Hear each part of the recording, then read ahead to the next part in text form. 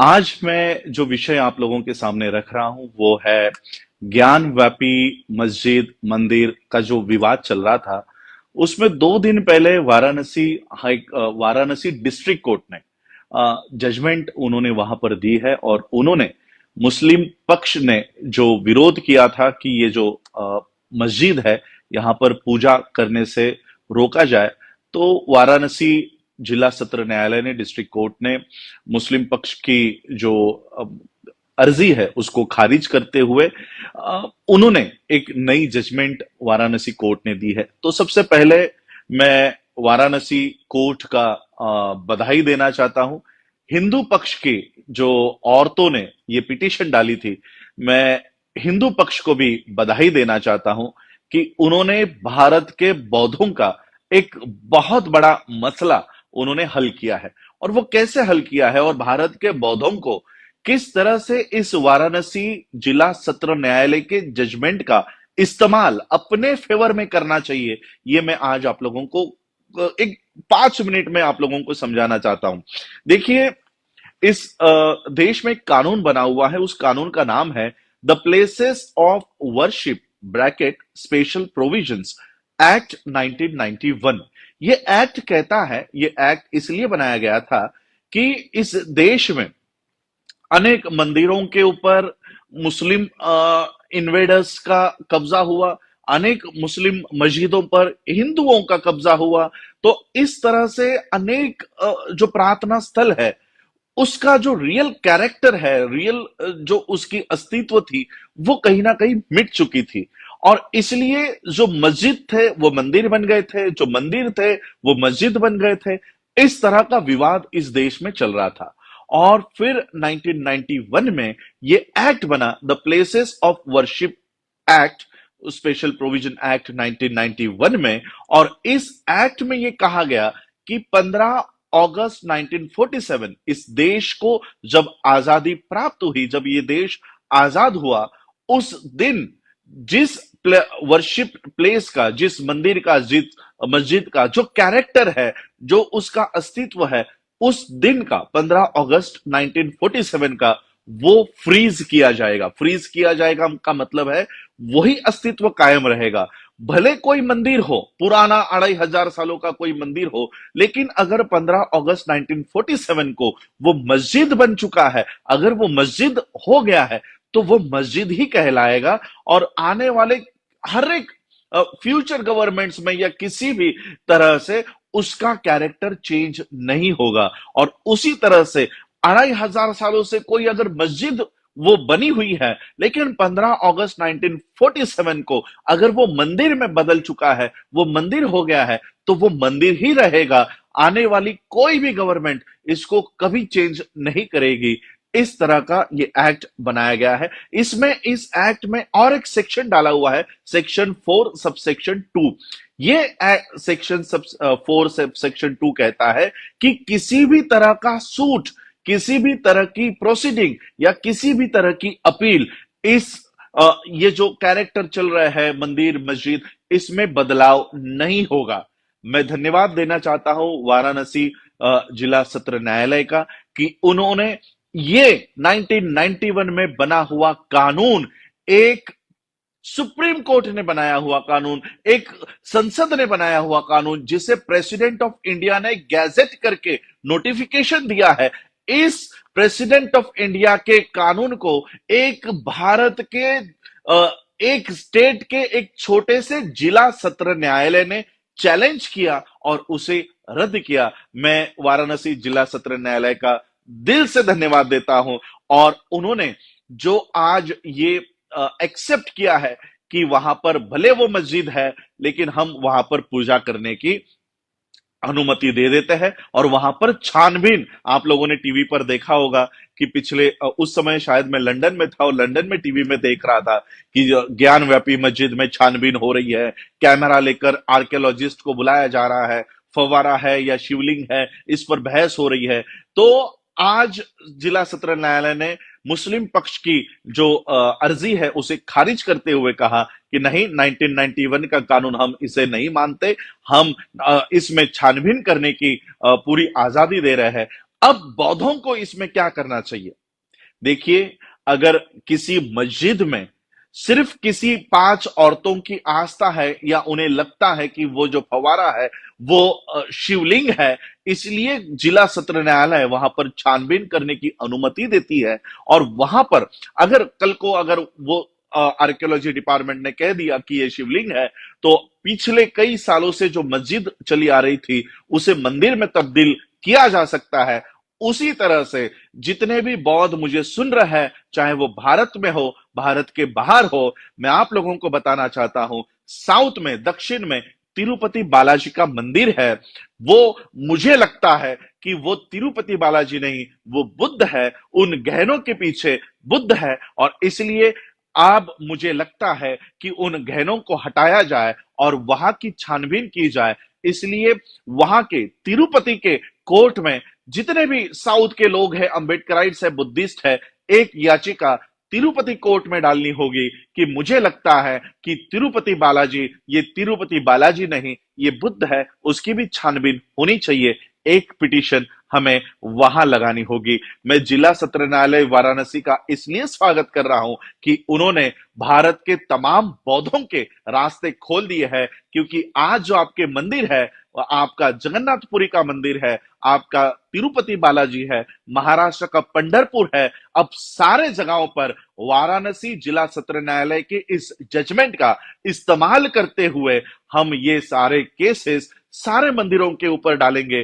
कि ये आपका हिंदुओं का मंदिर नहीं, ये बुद्ध का स्थान है, बुद्ध का प्लेस ऑफ वर्शिप है। क्योंकि 1991 के कानून ने हमारे हाथ बांध दिए थे कि 15 अगस्त 1947 को जो स्टेटस है वही स्टेटस कबूल किया जाएगा, इसमें कोई भी बदलाव नहीं होगा। लेकिन वाराणसी जिला सत्र न्यायालय ने 1991 का ये कानून साइड बाय कर दिया है, इस कानून को हटा दिया है और इस वजह से सारे बौद्धों के दरवाजे खुल गए हैं। अब सारे बौद्धों को इस वाराणसी जिला सत्र न्यायालय के जजमेंट का इस्तेमाल अपने फेवर में करना चाहिए। और मैं हिंदुओं से भी ये प्रार्थना करना चाहता हूं कि हम आपके खिलाफ नहीं है, बल्कि हम तो आपके पक्ष में बात कर रहे हैं। हमारे एक साथी है राहुल शेंडे जी, उनकी मैंने एक पोस्ट पढ़ी और उन्होंने व्यंग करते हुए एक बात लिखी, लेकिन उसमें तथ्य है कि आज जो हिंदू तिरुपति बालाजी में जा रहा है, आज जो हिंदू पंढरपुर में जा रहा है, आज जो हिंदू जगन्नाथपुरी के मंदिरों में जा रहा है, वो तो सामने बुद्ध को भगवान के रूप में पूजा कर रहा है। उसे लग रहा है ये तो कोई हिंदू देवता है। इसलिए हजारों साल से पूजा अर्चा करने के बाद भी हिंदुओं के जो याचना है, जो कामना है, वो पूरी नहीं हो रही, या हिंदुओं की प्रार्थना पूरी नहीं हो रही, क्योंकि वो गलत भगवान के सामने याचना कर रहे हैं। वो असल में तो तथागत है, वो असल में तो बुद्ध है। अब अगर राम को पूज रहे हो और सामने बुद्ध की मूर्ति रखे है, तो आपको राम कैसे प्रसन्न होगा? और इसलिए मैं हिंदुओं के पक्ष में ये बात करना चाह रहा हूं कि आप गलत जगह पर पूजा कर रहे हो, आप गलत जगह पर प्रार्थना कर रहे हो, आप गलत जगह पर भगवान को अर्जी दे रहे हो कि मेरी इस संकट से मुक्ति कराओ। वो कोई भगवान नहीं, वो तो तथागत बुद्ध है। और तथागत बुद्ध कभी आशीर्वाद नहीं देते, कभी किसी को वो क्या कहते हैं, हमारे मराठी में नवस कहते हैं, वो उसको कभी प्रसन्न नहीं होते। तथागत बुद्ध कभी किसी को आशीर्वाद देने का काम नहीं करते। और इसलिए आप गलत जगह पर पूजा कर रहे हो।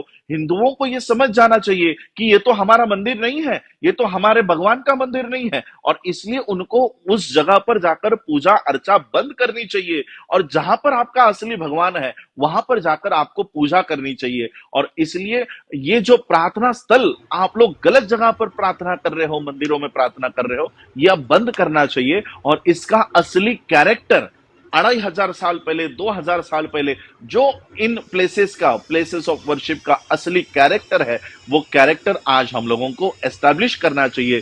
जितने भी मेरे साउथ के साथी हैं, मेरे बाकी बुद्धिस्ट सोसाइटी ऑफ इंडिया के जितने भी कमिटीज है, उन सबको मैं ये आज इस वीडियो के माध्यम से बताना चाहता हूं कि जितने भी फैक्ट्स आपको उस मंदिर के बारे में, उसके रियल कैरेक्टर के बारे में एस्टैब्लिश कर सकते हैं, वो सारे ऑन रिकॉर्ड दीजिए। वकील देने का काम मैं करता हूं, सुप्रीम कोर्ट के वकील देने का काम मैं करता हूं, ड्राफ्ट तैयार करने का काम मैं करता हूं, पिटीशन तैयार करने का काम मैं करता हूं। आप लोगों को सिर्फ आप लोगों के डिस्ट्रिक्ट में वहां पर जाकर ये केस वहां पर पुटअप करनी होगी कि ये तिरुपति बालाजी का मंदिर नहीं, ये बुद्ध का विहार है, ये बौद्ध स्थल है। ये याचिका आप लोगों को, सारे बौद्धों को करनी चाहिए। और इसलिए आज मैं वाराणसी जिला सत्र न्यायालय ने जो आदेश दिया है, जो जजमेंट दी है, उस जजमेंट का इस्तेमाल बौद्ध अपने पक्ष में करे, ये बताने के लिए आज मैं आप लोगों के सामने लाइव आया हूं। और इसलिए आज ये जो सारी घटनाएं, the places of worship act, special provision act 1991 को जो वाराणसी डिस्ट्रिक्ट कोर्ट ने उसको खारिज किया है, हटाया है, एक प्रेसिडेंट ने गैजेट देकर बनाया हुआ एक्ट एक छोटा सा जिला सत्र न्यायालय हटाता है, इसका सबसे बड़ा बेनिफिट भारत के बौद्धों को होगा। आज हमारा बौद्ध गया भी ब्राह्मणों के हाथ में फंसा हुआ है। वहां पर कोई ब्राह्मण जाकर लोगों को आह्वान कर रहा है कि यहाँ पर आकर पितृपक्ष करो, यहाँ पर आकर मोक्ष के लिए पिंडदान करो। तो इस तरह से हमारे जो बौद्ध गया है, हमारे जो प्रार्थना स्थल है, वहां पर ये लोग कब्जा कर रहे हैं। तो कम से कम उनके कब्जे में हमारे जो प्रार्थना स्थल है, बौद्ध विहार है, उसको छुड़ाने की मुहिम अब हम लोगों को हाथ में लेनी चाहिए। जितने भी एडवोकेट्स, लीगल फर्म के लोग मुझे सुन रहे हैं, सभी लोगों ने अपने अपने जिलों में जहां पर ये मंदिर पड़ते हैं, उन मंदिरों के ऊपर ये याचिका दायर करनी चाहिए। और हम कोई गैर कानूनी मांग नहीं कर रहे हैं। जो वाराणसी जिला सत्र न्यायालय ने ऑलरेडी जजमेंट दी है, अगर वाराणसी जिला सत्र न्यायालय जजमेंट दे सकता है, तो तिरुपति जिला सत्र न्यायालय भी उसको इस बेसिस पे जजमेंट देनी होगी। और तिरुपति में भी इन्वेस्टिगेशन होना चाहिए, और वही पंढरपुर जिला सत्र न्यायालय को भी ये जजमेंट देनी होगी, क्योंकि ऑलरेडी वाराणसी ने ये जजमेंट दी है। और वाराणसी की जजमेंट सभी जिला सत्र न्यायालयों के ऊपर बंधन कारक होती है। और इसलिए पंढरपुर हो, तिरुपति हो, वहां पर याचिकाकर्ताओं ने मुझे संपर्क करके सारा ड्राफ्ट, सारा मटेरियल मैं आपको देता हूं। मुझे सिर्फ याचिका करने वाले लोग, अगर आप नहीं कर रहे तो हम वहां पर आकर याचिका करेंगे। और ये जो प्रार्थना स्थल है वो सही में हिंदू प्लेसेस है या बुद्धिस्ट प्लेसेस है, ये साबित करने की आज हमको एक बहुत बड़ी उपलब्धि, एक बहुत बड़ी संधि, एक बहुत बड़ी अपॉर्चुनिटी वाराणसी डिस्ट्रिक्ट कोर्ट ने दी है। इस अपॉर्चुनिटी को हमें गंवाना नहीं है। और इसलिए मैं आज हिंदू पक्ष का स्वागत करना चाहता हूं, और खास करके उन 5 महिलाओं का स्वागत करना चाहता हूं जिन्होंने ज्ञान व्यापी मस्जिद में पूजा करने की अनुमति मांगी थी, और वाराणसी डिस्ट्रिक्ट कोर्ट ने उन्हें वो अनुमति दे दी है। और इसलिए हमें इस घटना का बौद्धों के पक्ष में इसका इस्तेमाल करना चाहिए। आप लोगों ने मुझे सुना, उसके लिए आप सभी लोगों का आभार। और मैं उम्मीद करता हूं मेरे इस वीडियो सुनने के बाद एक एक जिले से मुझे वो अर्जी देने के लिए याचिकाकर्ता सामने आएंगे, ऐसी उम्मीद करता हूं। जय हिंद। इस खबर को देखने के बाद क्या है आपकी राय, नीचे दिए गए कमेंट बॉक्स में दीजिए अपनी राय। ऐसी तमाम बड़ी खबरों को देखने के लिए जुड़े रहिए हमारे साथ समता टुडे पर। खबर अच्छी लगे तो लाइक कीजिए और शेयर कीजिए, और हाँ, चैनल को सब्सक्राइब कर घंटे वाली बटन को दबाना ना भूलिए। फिर आते हैं आपके बीच कुछ खास खबरों के साथ।